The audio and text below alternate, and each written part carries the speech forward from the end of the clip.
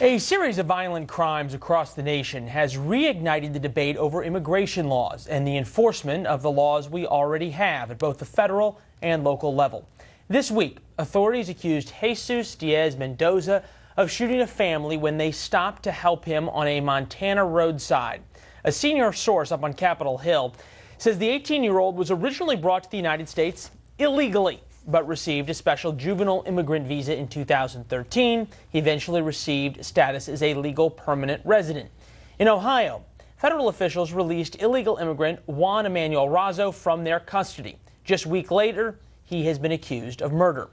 This after police say a San Francisco woman was murdered by an illegal immigrant who had been deported 5 times, has a felony record, and as we have reported on extensively, should have never been released by the San Francisco police. The executive director of the National Sheriff's Association, Jonathan Thompson, now joins us for some insight on how bad this problem is. What I'm always struck by, Mr. Thompson, is that whenever we hear of one of these cases, and obviously they are indicative of a larger problem, everyone points fingers at each other and then nothing actually gets solved. Where does the problem lie? You know, it's a simple solution. It's called the Priority Enforcement Program that the administration's put forth, and it's none of those things. There are no priorities, there's very little enforcement, and it's certainly not a program. And there's a very simple solution. When a sheriff is holding somebody that they believe is here illegally, the challenge is that you can't hold somebody without a bench warrant, without a federal warrant. The Department of Homeland Security notifies the sheriff, says, hold them, please. We request that you hold them.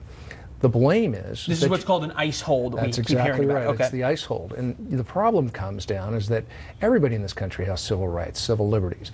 That is a violation of those civil liberties. You can't just hold somebody indefinitely. You've got to have a warrant. It's a simple fix.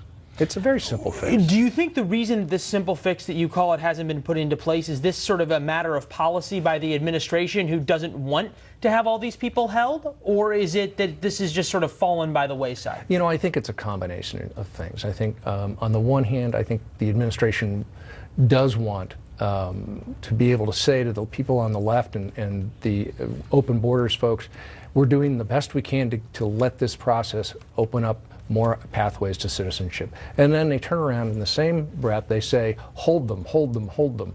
But in reality, they can't. They know that's the problem. They understand that's the issue. And they're having their cake and eating it too. Well, unfortunately, just in the last month alone, 3 people have been murdered by criminals, known criminals. So this just continues until the administration decides that they're going to go through and start issuing bench warrants rather than just holds. That, or send an ICE agent over to the sheriff's office to pick these folks up. It's that simple. When you talk to sheriffs around the country who have illegal immigrants in their jails who may have committed other kinds of crimes, does an ICE agent come right over with the paddy wagon and pick them up, or is it, oh gee, we'll be there next Tuesday, things are busy? It's actually a little bit more simple than that. They'll just say, please hold them, and we'll get there when we can. Now, some ICE offices, they'll send someone over, but oftentimes they'll just send a request. It's called a request for detainment, and they'll let you know when they're going to come and get those folks. So a sheriff is in the position, do I hold this guy essentially and open myself up to liability, or do I let him go and I know this person is potentially dangerous, but my hands are tied? Perfect point. Perfect way to put it. That's exactly what's happening. And you know who's hurt the most? Terrible position for a sheriff to be in. Well, they're the meat in the sandwich. And the people on the left cry about it, the people on the right cry about it, and all for lower priced tomatoes. And this is wrong. And I think the nation needs to wake up, and we need to make a very clear statement.